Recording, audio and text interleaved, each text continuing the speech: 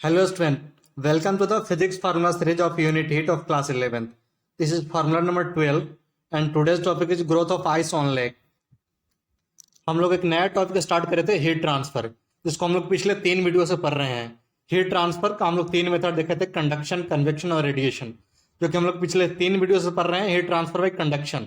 अभी पहला मेथड देख रहे हैं, आज उसका चौथा वीडियो और या लास्ट वीडियो होगा हीट ट्रांसफर बाई कंडक्शन का। इसके बाद में कन्वेक्शन का एक वीडियो आएगा क्योंकि कन्वेक्शन छोटा टॉपिक है। उसके बाद में रेडिएशन का 3-4 वीडियो आएगा, 3-4 नहीं 4-5 वीडियो हो सकता है। फिर उसके बाद में रेडिएशन खत्म हो जाएगा। तो आज यह हीट ट्रांसफर बाई कंडक्शन का चौथा और लास्ट वीडियो है और आज का टॉपिक है growth of ice on lake. हम लोग का पढ़ने का वही तरीका रहेगा, पहले फार्मूला देखेंगे, फिर उसका डेरिवेशन देखेंगे, उसके बाद में 1-2 एग्जाम्पल क्वेश्चन करेंगे, अच्छे से क्लियर हो जाएगा। वीडियो में लास्ट तक बने रहिएगा। चलिए यहाँ से वीडियो को स्टार्ट करते हैं। हीट ट्रांसफर बाई कंडक्शन के लिए ये फॉर्मूला होता है dx by D T equal to K theta divide by rho L X. यहाँ पे dx बाई डी टी है rate of increase of thickness of ice layer, K है thermal conductivity, theta equal to temperature difference, rho equal to density of water, L है specific latent heat of fusion और X है thickness of previously frozen ice layer. ये सब term क्या है, process कैसे चल रहा है, अभी नेक्स्ट पेज पर कंप्लीट का डायग्राम देखेंगे कि क्या प्रोसेस हो रहा है और कैसे मतलब फार्मूला ये ड्राइव हुआ, आपको तब अच्छे से समझ में आ जाएगा। फिलहाल यहाँ आप फार्मूला देख करके इस फार्मूला को याद कर लीजिए। इसी फार्मूला से ये भी फार्मूला बन सकता है। अगर यहाँ डी टी को इधर ट्रांसफर कर दें और एक्स को इधर ट्रांसफर कर दें तो इस फार्मूला से यह हो जाएगा X D X equal to K theta divided by rho L और यहाँ पे इंटू हो जाएगा डी टी। तो यह दोनों फार्मूला को पहले आप याद कर लीजिए। नेक्स्ट पेज पर कंप्लीट डायग्राम और डेरिवेशन देखते हैं। ये आप इमेजिन करिए कि एक पॉन्ड या लेक है और जैसे कि होता है कि कोल्ड कंट्री में होता क्या है, जैसे बाहर एटमॉस्फेयर एयर का जो टेम्परेचर होता है उसका मतलब बिलो 0 डिग्री सेल्सियस पहुंच जाता है, जो कि हम लोग मान लिए हैं -θ डिग्री सेल्सियस, -θ अजूम कर लिए हैं। उसके बाद में जब इतना टेम्परेचर पहुंच गया तो यह पॉन्ड या लेक है तो इसके सरफेस पर आइस जम जाता है। आइस यहाँ पे जम गया है तो यहाँ पे लिखा गया है प्रीवियसली फ्रोजन आइस लेयर, जिसका थिकनेस x है और एरिया a है। अब यह जो लेयर पे जो आइस जमा है यह थोड़ा थोड़ा मतलब इंसुलेटर का काम करता है, ताकि नीचे का टेम्परेचर, नीचे वाटर का टेम्परेचर मतलब जो एटमॉस्फेयर का टेम्परेचर है उतना डाउन ना जाए।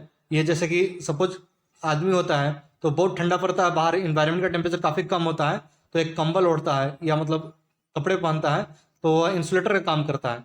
उसी तरह यहाँ लेक है तो यहाँ नीचे का टेम्परेचर, यहाँ जो वाटर रहेगा उसका टेम्परेचर 0 डिग्री सेल्सियस, यहाँ 4 डिग्री सेल्सियस रहेगा और ऊपर का टेम्परेचर एटमॉस्फेयर का काफ़ी निगेटिव में रहेगा और यह थोड़ा इंसुलेटर का काम करेगा, थोड़ा थोड़ा हीट ट्रांसफर करता है।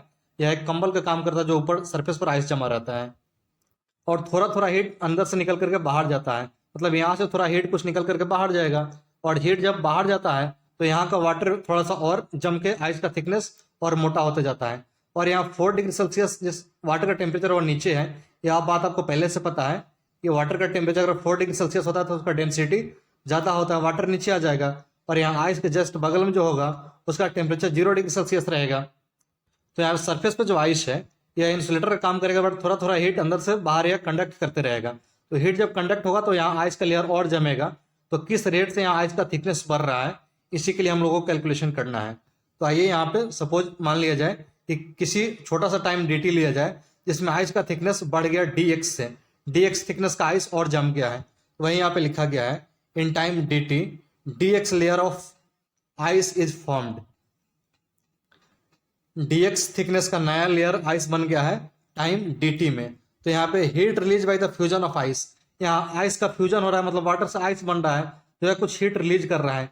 यही हीट को या आइस का जो ऊपर वाला लेयर है यह कंडक्ट करके बाहर भेज देगा, बाहर एटमॉस्फेयर में। तो यहाँ पे heat release by the fusion of ice equal to हो जाएगा heat conducted through the upper ice layer. जितना यहाँ पे हीट रिलीज होगा उसको कंडक्ट करके यह अपर आइस लेयर बाहर भेज देगा, तो यह दोनों इक्वल हो जाएगा।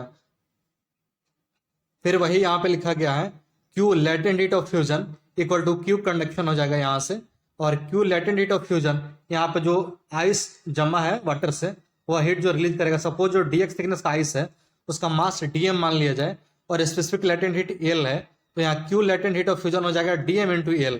और यहाँ कंडक्शन के लिए फॉर्मूला हम लोग पहले से देख रहे हैं के डी टी, यहाँ डी टी यानी टेम्परेचर डिफरेंस बाहर का -θ है और यहाँ का 0 होगा तो टेम्परेचर डिफरेंस थीटा हो जाएगा। और यहाँ थिकनेस एक एक्स है और यहाँ छोटा सा टाइम डी टी, तो ये इक्वल टू ये हो गया है। और ये बात आपको पहले से पता है कि मास इक्वल टू होता है डेंसिटी इंटू वॉल्यूम। तो डीएम अगर छोटा सा जो यहाँ लेयर जमा है उसका मास डीएम ले लिया जाए और वाटर का डेंसिटी रो है और यहाँ का वॉल्यूम हो जाएगा, एरिया ए है और थिकनेस डी एक्स है तो इसका वॉल्यूम हो जाएगा ए डी एक्स, तो डीएम इक्वल टू हो जाएगा रो ए डी एक्स। अब यहाँ पे डीएम की जगह पर रो ए डी एक्स पुट करके कैलकुलेशन को आगे, डेरिवेशन को आगे कंटिन्यू करते हैं। तो यहाँ पे डीएम की जगह पर यह पुट करे हैं rho A D X into L और यह है के ए थीटा, मतलब जो हीट कंडक्ट किया है या आइस का लेयर उसके लिए यह है। तो यहाँ से फिर ए से यहाँ ए कट जाएगा और यहाँ पे अगर dt को अगर इधर ट्रांसफर किया जाए तो dx बाई dt हो जाएगा और रो एल को अगर इधर नीचे ट्रांसफर किया जाए तो ये फॉर्मूला बन जाएगा dx by dt equal to K theta divide by rho L X. तो यह पहला फॉर्मूला हुआ जो अभी पिछले पेज पर लिखा गया था, इसको याद कर लीजिएगा। और यह फॉर्मूला कैसे आया आपको समझ में आ गया होगा। फिर इससे ये भी हो सकता है, ये फॉर्मूला भी हो सकता है, यहाँ ए कट गया उसके बाद में एक्स को अगर इधर भेज दिया जाए तो एक्स डी एक्स हो जाएगा और रो एल को इधर नीचे भेज दिया गया तो के theta divide by rho L और यार डी टी का डी टी, तो ये हो जाएगा। तो कई बार ऐसा होता है कि रेट पूछता है क्वेश्चन में कि किस रेट से आइस का थिकनेस बढ़ रहा है, तो ये फॉर्मूला यूज होता है। अगर टाइम देकर के पूछ देता है कि पहला थिकनेस कुछ एक्स था, सपोज पहले थिकनेस 20 सेंटीमीटर था या 30 सेंटीमीटर था और कुछ टाइम दे देगा कि 2 घंटे 4 घंटे या 1 दिन 2 दिन बाद मतलब थिकनेस क्या होगा, तब इस फॉर्मूला को यूज करके कैलकुलेशन को आगे बढ़ाते हैं। इफ टाइम इज गिवन, यहाँ दोनों तरफ इंटीग्रेशन कर देते हैं, दोनों तरफ इंटीग्रेट करेंगे, यहाँ x1 से x2 तक और यहाँ 0 से t तक, फिर इंटीग्रेशन को आगे ऐसे बढ़ाएंगे तो x का इंटीग्रेशन हो जाएगा एक्स स्क्वायर बाई 2 x1 से x2 और यह के theta divide by rho L, या कॉन्स्टेंट है तो इंटीग्रेशन से बाहर आएगा और dt का इंटीग्रेशन t हो जाएगा 0 से t तक, फिर इसको आगे ऐसे करेंगे तो ये फॉर्मूला आ जाएगा। तो यह तीनों फॉर्मूला पहले आप अच्छे से याद कर लीजिए। आगे क्वेश्चन देखते हैं यह तीनों फार्मूला को यूज कैसे करते हैं। पहले फार्मूला को आप अच्छे से, इधर डेरिवेशन आपको समझ में आ गया और फार्मूला को अच्छे से पहले रट लीजिए, याद कर लीजिए। आइए यहाँ पे आप क्वेश्चन देखते हैं। यह क्वेश्चन नीट में पूछा गया था, उड़ीसा नीट में। उड़ीसा में मतलब जब नीट हुआ था 2019 में, तो वहाँ बाद में हुआ था किसी कारण से, तो उसमें यह क्वेश्चन पूछा गया था। यहाँ पे दिया गया क्वेश्चन में डीप रेक्टेंगुलर पॉन्ड है जिसका सरफेस एरिया ए है, कंटेनिंग वाटर, उसमें वाटर है जिसका डेंसिटी रो है और स्पेसिफिक हीट कैपेसिटी एस दिया गया है। यहाँ पे पूछा है कि located in region where outside air temperature STT मतलब कांस्टेंट हो गया है और उसका वैल्यू है -26 डिग्री सेल्सियस। यहाँ thickness of frozen ice layer in this pond, उस पहले से जो आइस लेयर फ्रीज किया है उसका थिकनेस एक्स दिया गया है, टेकिंग द थर्मल कंडक्टिविटी यहाँ के दिया गया है आइस का, and specific latent heat of fusion L दिया गया है और रेट ऑफ थिकनेस यहाँ पूछ लिया है, rate of increase in thickness इसका रेट पूछ लिया है। इसके लिए फॉर्मूला हम लोग ये देखे थे, यहाँ थीटा का वैल्यू टेम्परेचर डिफरेंस, बाहर का टेम्परेचर -26 डिग्री सेल्सियस है, आइस के नीचे वाले का होगा 0 डिग्री सेल्सियस, यहाँ थीटा का वैल्यू 26 हो जाएगा। dx बाई dt पूछा गया है तो यही सिर्फ मतलब ये समझिए कि फॉर्मूला ही यहाँ पूछ लिया गया था। यहाँ थीटा की जगह पर 26 रखेंगे तो ये आंसर आ जाएगा। ये आपको अच्छे से समझ में आ गया होगा। एक और क्वेश्चन देखते हैं कि अगर टाइम दे करके और कुछ थिकनेस दिया हो और नया थिकनेस किसी टाइम में पूछ लिया हो तो उसको कैसे सोल्व करते हैं। यह फॉर्मूला अभी हम लोग पिछले पेज पर देखे थे। यहाँ पे यह क्वेश्चन दिया गया है कि एक लेक है जो कवर है पहले से 20 सेंटीमीटर थिक आइस, जिसका सरफेस पर पहले से इतना centimetre thick 20 centimetre thick ice जमा हुआ है और बाहर का टेम्परेचर कांस्टेंट है और इसका वैल्यू है -36 degree Celsius. What will be the thickness, नया थिकनेस क्या हो जाएगा 24 घंटे के बाद। जो लेक, जो यहाँ पे लेक है उससे पहले से 20 सेंटीमीटर थिकनेस आइस जमा हुआ है, बाहर का टेम्परेचर -36 डिग्री सेल्सियस है, तो 24 घंटे के बाद नया थिकनेस क्या हो जाएगा।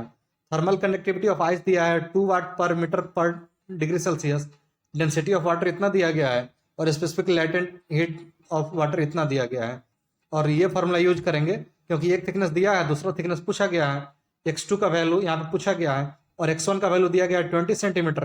20 सेंटीमीटर यानी 0.2 मीटर होता है, यानी 1/5 मीटर हो जाएगा।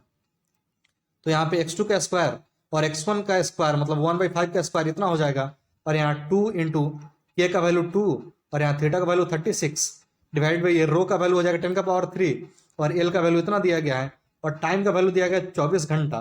तो 24 घंटा का मतलब हो जाएगा इतना सेकेंड, 24 इंटू 3600 सेकेंड।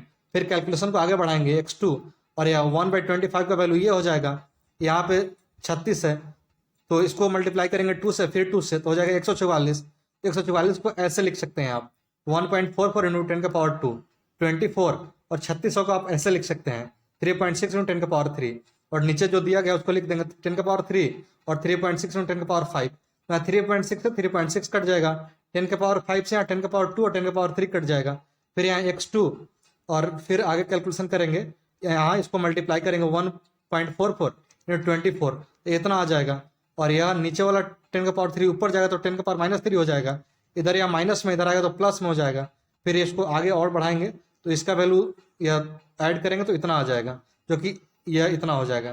तो फिर ये x² का वैल्यू इतना आ गया, x का वैल्यू निकालेंगे तो इतना मीटर आ जाएगा, जो कि 27 सेंटीमीटर हो जाएगा। तो यहाँ पे आंसर हो जाएगा बी। ये आपको अच्छे समझ में आ गया होगा दोनों। तो यह कंडक्शन का लास्ट वीडियो था। अब जो आगे वीडियो आएगा वह एक वीडियो कन्वेक्शन का होगा, फिर रेडिएशन का होगा। अच्छे से आपको समझ में आ गया होगा। या फार्मूला, तीनों फार्मूला अच्छे से याद कर लीजिएगा, या दोनों फार्मूला देख लीजिए। ठीक है, यहाँ वीडियो को खत्म करते हैं। ठीक है, थैंक यू।